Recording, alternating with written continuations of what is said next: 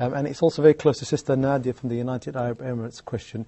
She's asking about the importance of the 15th night of Sha'aban. And here we have a question from Sister Ruqayya, who's also asking about observing certain days in Sha'aban. Like she said, 3 days she's observed fasting. She says also the 16th of Sha'aban. Can we clarify the issue of Sha'aban, Sheikh? Well, number one, concerning, there has been a lot of controversy concerning the middle of Sha'aban and the middle night of the month of Sha'aban and what kind of ibadah to be offered and so on. We've agreed before that to perform an act of worship, there has to be a reference. Because the description of how to perform this ibadah has to be described by the Prophet ﷺ. So if we don't have any strong reference that the Prophet ﷺ did that, then we should not do it. We should not specify any certain or specific time or place with any specific ibadah, with any number of rak'ahs or tasbih or charity, unless there is a certain reference, solid, strong reference for that. Let's now examine all the references which came concerning the middle of Sha'aban. Even those who believe in that, they would tell you that, yes, I understand all the hadith in that regard are weak. Not only that, let me elaborate on that furthermore. Actually, they are fabricated, not only weak. Such as the hadith which says that whenever it is the middle of the Sha'aban, you must pray at night and fast during the day. There is no such reference. These are all fabricated ahadith. We do not rely on fabricated ahadith in initiating an act of worship. The middle of Sha'aban is a very blessed night. Why?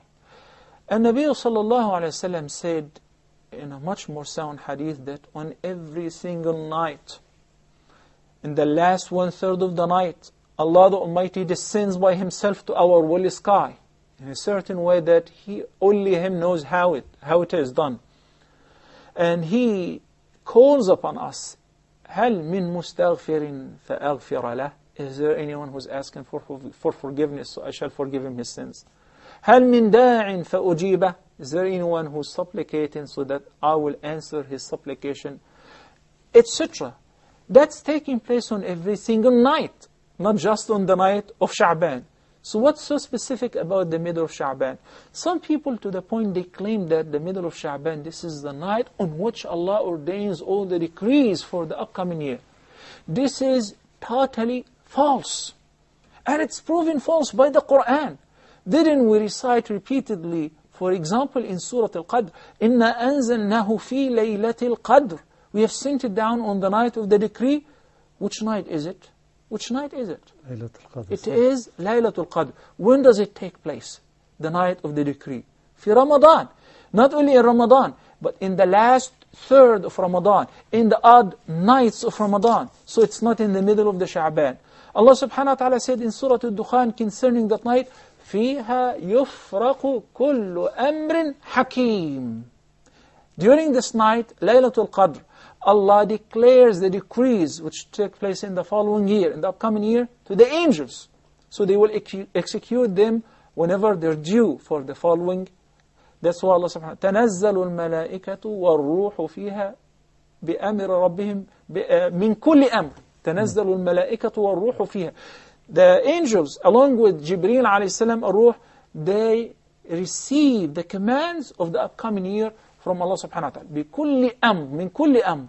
Of every command that will take place, such as this person will be born, and that person will die on this day, and there will be a hurricane there, and there will be a flood there, and so forth. So that is not during the night, the middle of Sha'aban at all, according to the verses of the Qur'an in both Surah Al-Qadr and in Surah Al-Dukhan. This is number one. Number two, concerning fasting after the 15th of Sha'aban. We have first to understand that the hadith Abu Hurairah and others, when the Nabi sallallahu alaihi wasallam recommended to fast 3 days, and we said that these 3 days are known as the white days, 13th, 14th, and 15th. That applies to every lunar month, including the month of Sha'aban. So there is no specific privilege for fasting the 3 days on Sha'ban more than any other time. But the month of Sha'ban is a very virtuous month, because the Nabi sallallahu alaihi wasallam used to fast most of it. Hadith Aisha in both Al-Bukhari or Muslim, she said that the Prophet sallallahu alaihi wasallam used to fast sometimes the whole Sha'ban, and once again she said most of the month of Sha'ban. Why? Because it falls between two great months, Rajab and Ramadan.